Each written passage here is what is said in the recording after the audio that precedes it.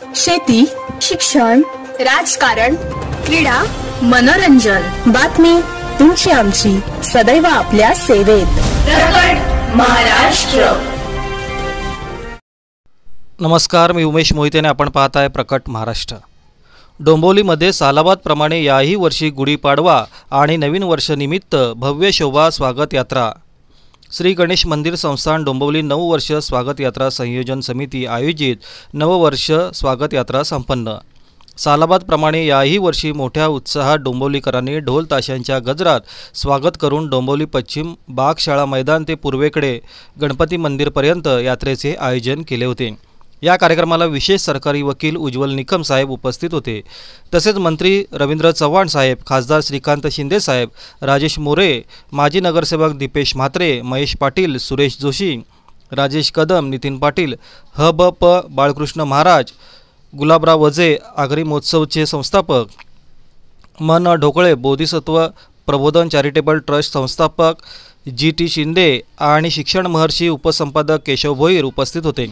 राजकीय नेत्यांबरोबर चित्रपट सिने अभिनेत्रीने सुद्धा सहभाग घेऊन या यात्रेची शोभा वाढवली.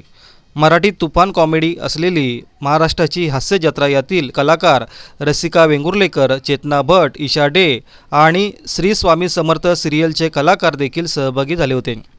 तसेच विविध संघटनेच्या वतीने विविध विषयावर जनजागृती तयार करण्यात आली. यावर्षी निवडणूक असल्यामुळे मतदान करण्यासाठी जागृत करण्याचे संदेश, पाण्याचा वापर कसा करायचा संदेश दिसत होते. यावेळी रवींद्र चव्हाण साहेबांनी शुभेच्छा दिल्या. आदरणीय डॉक्टर अमित दुखंडे यांनी आपले मनोगत व्यक्त केले. प्रजापिता ब्रह्मकुमारी ईश्वरीय विश्वविद्यालयाच्या सर्व बहन आणि भाई सहभागी झाले होते. आमचे प्रतिनिधी रवी जाधव कोतापकर सोबत दिनेश हुमणे, डोंबिवली.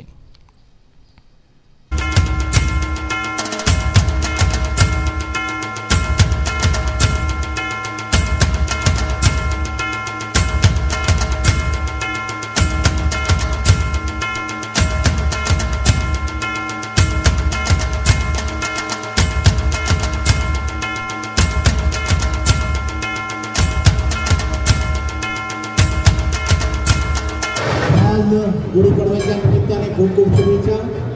या भागातील लोकप्रिय कार्यक्रम असेल नगरसेवक जागृती आणि मनीषाताई या दोघांनी या भागातील सर्वांना विकासाच्या दृष्टिकोनातून नेहमीच प्रयत्न करण्याचा त्यांच्याबरोबर त्यांच्या सर्व कार्यकर्त्यांना आणि पदाधिकाऱ्यांना सुद्धा गुढीपाडव्याच्या खूप खूप शुभेच्छा. हे वर्ष सर्वांना सुखाचं, समाधानाचं आणि समृद्धीचं जावं ही गणराजांनी प्रार्थना. धन्यवाद. जय हिंद, जय महाराष्ट्र. आज गुढीपाडव्याच्या शोभायात्रेनिमित्त आम्ही प्रत्येक महिलेला सक्षमीकरण आणि डोंबिवलीतल्या प्रत्येक बेरोजगाराला रोजगार आणि स्वरोजगार मिळावा या हेतूने प्रत्येक घराघरात पोचण्याचा मानस ठेवलेला आहे. प्रत्येकाचं आम्ही स्वागत, त्यांना शीतपेय आणि त्याचबरोबर आम्ही त्यांचं सन्मान प्रमाणपत्र आणि त्यांनी शोभायात्रेत घेतलेलं त्यांचं स्फूर्तीने सर्वांचा जो सहभाग होता प्रत्येकाचा आम्ही सन्मान केलेला आहे.